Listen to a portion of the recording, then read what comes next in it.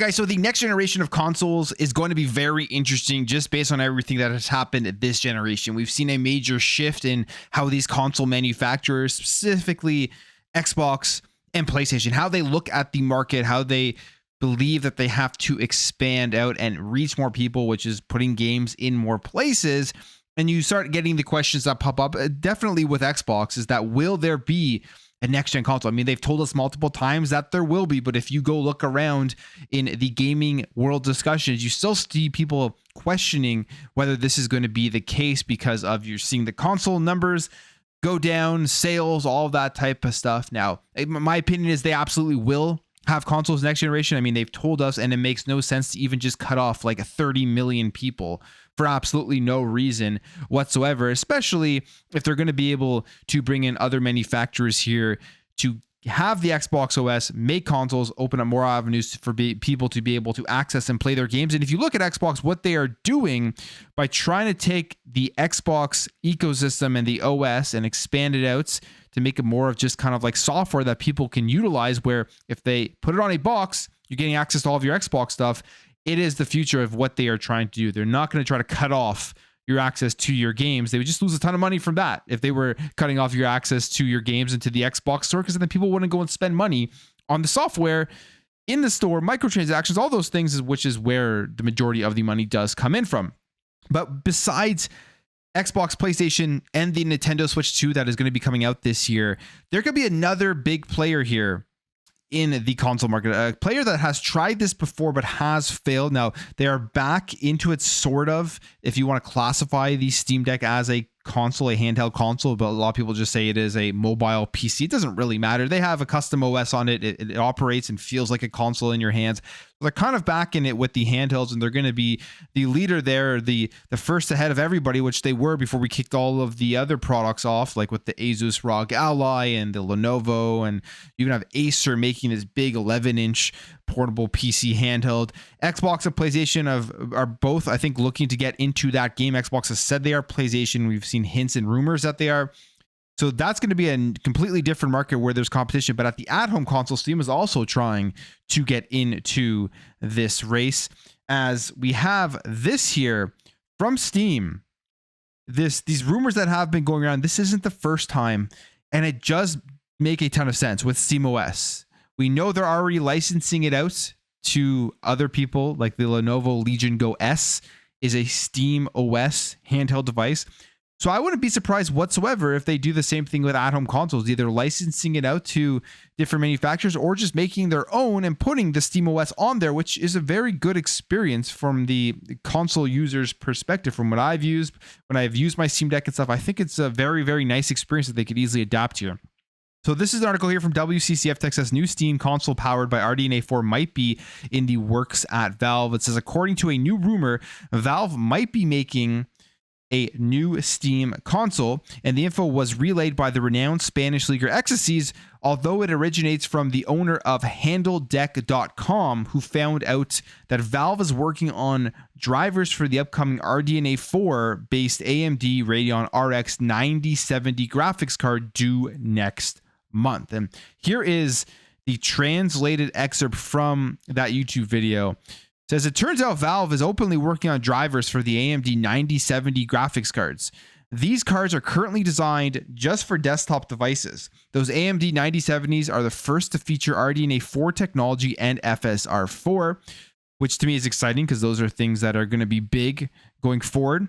So yeah, that's the scoop. This RDNA 4 architecture is currently designed only for desktops. It's expected that many years down the line, it might make its way to portable devices, but right now it's strictly desktop. Valve is working on it. In fact, from what my friend has heard, Valve is putting a lot of effort into the drivers for these RX 9070 GPUs with RDNA 4.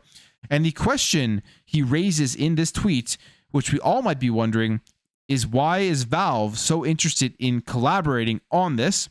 Goes on here to say the specific kind of graphics card and this particular AMD architecture, especially knowing the most of the graphics cards used on Steam are from NVIDIA, raises an interesting point. One of the main reasons this might be happening, and here's the juicy part, especially after the recent Xbox news, is that Valve, the company behind Steam, is internally working on desktop consoles that will be branded with the Steam OS license. And it looks like Valve might be considering AMD's 9070 graphics card as the main core for their desktop console. And the codename for Valve Steam console is currently Fremont, but we don't know what it's actually going to be called. It's also possible they could use this graphics card to create some sort of external GPU for the Steam Deck 2, or it might just be for third parties to build their own stuff. So obviously that is a lot of speculation, and there's nothing definitive that has come out of that article or really that information. But if you take a step back and you look kind of what they have been doing with their overall development of SteamOS, it does make sense for them to want to take SteamOS and license it out to more manufacturers and allow them to make whatever they kind of want with this, with the SteamOS. They're going to be making the money off of the license. So do they really have that much to lose if they're taking SteamOS and licensing it out to, like, for example, Asus, who says we want to make a little small at-home PC style box that you connect to your TV. It's powerful enough to play all the AAA games, and you can add that on to your entire PC experience, your Steam experience, if you want to sit at your couch rather than having to connect like a big PC to your TV and take up so much more space. So there's all these little things that play into this: the convenience, the size, the accessibility, all of that plays into them potentially wanting to do this. So maybe they've been approached by other companies and said, hey, we like the SteamOS, we want to put it on these devices, would you license it to us? And I think Steam absolutely would. Now, would they be making their own in-house? That's the other question that we do have. We have seen some also rumors about a new Steam machine controller. That's what the previous one, the Steam machine, which failed and everything, and the controller I think was a major part in that. They could do that as well, and they could just make their own as an entry point like they did with the Steam Deck.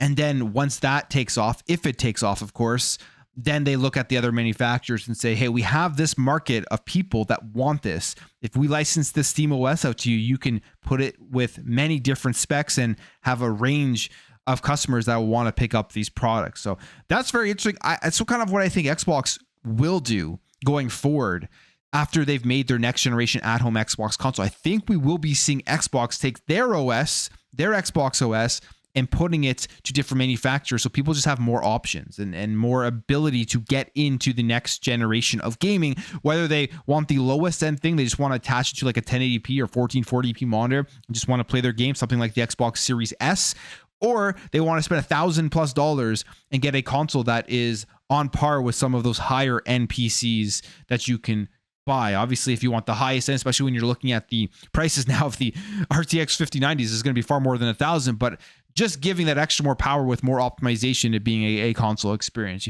So I can see that happening. And to me, as a consumer, more choice is always better. This is always a discussion I don't understand with some people when they're trying to look at ways to lock down an ecosystem or lock down a game and take choice away for consumers. Generally, that ends up worse for consumers in terms of pricing and all that type of stuff. But more choice for me is great, and we'll see what happens if this does come to fruition. If Steam does enter the console market, this just opens up the discussion about the competition here going forward.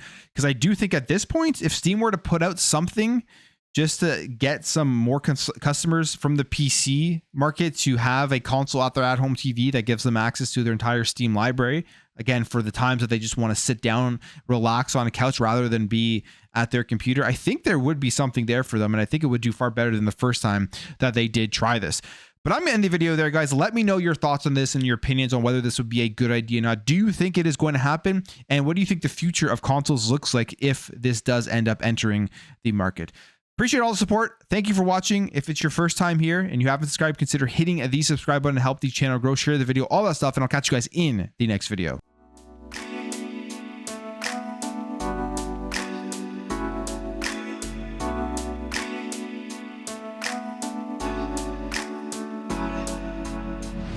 Bye.